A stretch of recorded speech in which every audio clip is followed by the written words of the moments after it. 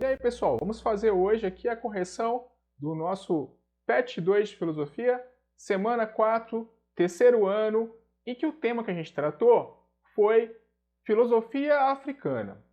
A primeira questão tem a ver com um texto famoso do Frantz Fanon, que é um intelectual, né, que nasceu na Martinica, que é uma ilha caribenha, administrada pelos franceses.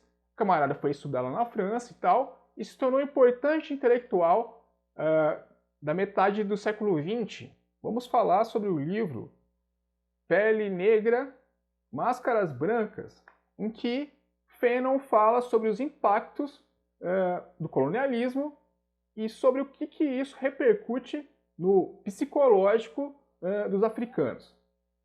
Vamos falar mais precisamente sobre um texto extraído de uma questão do Enem. Vamos lá ver?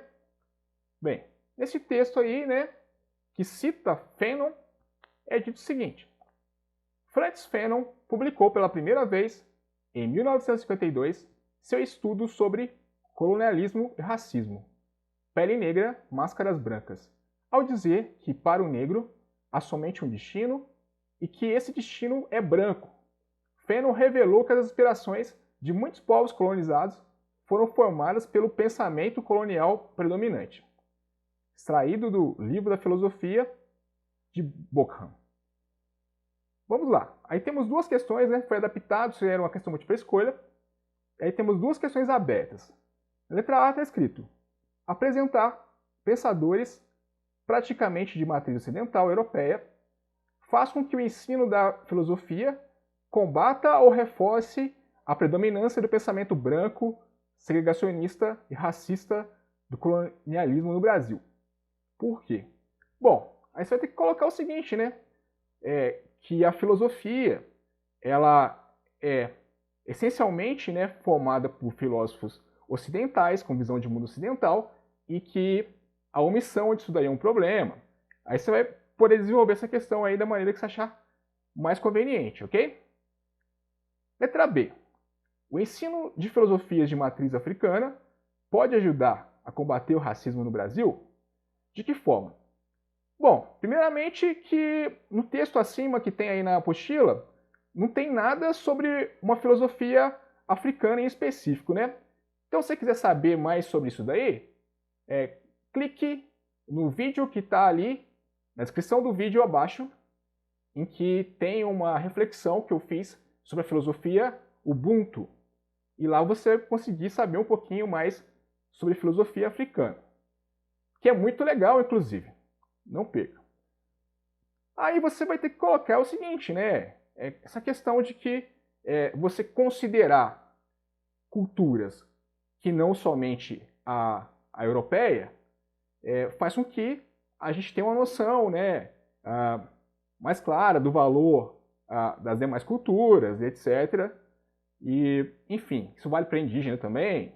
Aí você vai poder trabalhar isso da melhor forma que você pensar. Mas sempre levando em consideração que se você pensa, e isso tem a ver um pouco com a letra A, só de uma forma europeia, considerando os parâmetros europeus como os melhores para a compreensão da realidade, acaba sendo problemático. Uma visão reduzida e uma visão distorcida, né, do que é o nosso país, né, que ele é formado essencialmente, né, por três matizes étnicos, né, brancos, negros e índios.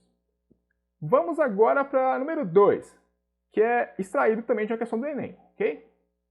A questão diz o seguinte: a Lei 10.699, de 9 de janeiro de 2003, inclui no currículo dos estabelecimentos de ensino fundamental e médio, oficiais e particulares, a obrigatoriedade do ensino sobre história e cultura afro-brasileira e determina que o conteúdo programático incluirá o estudo de história da África e dos africanos, a luta dos negros no Brasil, a cultura negra brasileira e o negro na formação da sociedade nacional, resgatando a contribuição do povo negro nas áreas social, econômica e política pertinentes à história do Brasil, além de instruir no calendário escolar o dia 20 de novembro como data comemorativa do Dia da Consciência Negra.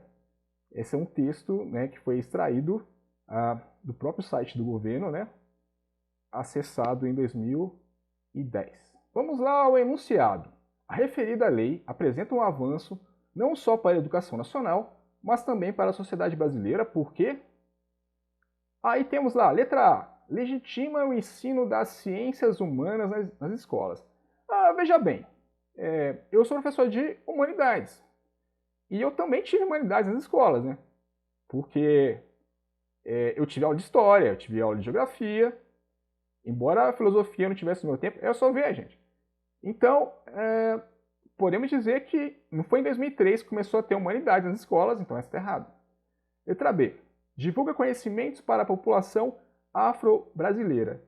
Ora, seu ensino obrigatório, ele não é dedicado a uma parcela da população, né, a que acha que seria conveniente, né, aquela que tem a ver o que está sendo dito, mas para toda a população. Então, essa também está equivocada. Reforça a concepção etnocêntrica sobre a África e sua cultura, letra C. Veja bem, etnocentrismo é um conceito que quer dizer que, basicamente, né, criado pelos europeus, que a cultura deles é melhor que as outras, né? Que os parâmetros que eles usam para interpretar a realidade são os melhores. Bom, a ideia de você incluir história da África é exatamente o contrário disso, então esse também está equivocado. Letra D. Garante aos afrodescendentes a igualdade no acesso à educação. Bom, isso também foi uma conquista, mais ou menos, dessa época, né, a questão lá das cotas raciais, mas não é sobre isso que trata aí o nosso texto. Então essa também está errada. Letra E. Impulsiona o reconhecimento da pluralidade étnico-racial do país. Exatamente essa que é a intenção, né? É reconhecer que a cultura brasileira não é uma cultura simplesmente europeia, né? Portuguesa e tal, mas que ela é tributária de uma série de fatores herdados por outros grupos étnicos que compõem o Brasil desde sua origem. Um deles, né, é a cultura africana. Então a ideia é levar em consideração que a cultura africana é importante para a composição do nosso país, né, da cultura que se formou. Então basicamente é o que tinha para falar por hora. Até a próxima. Tchau.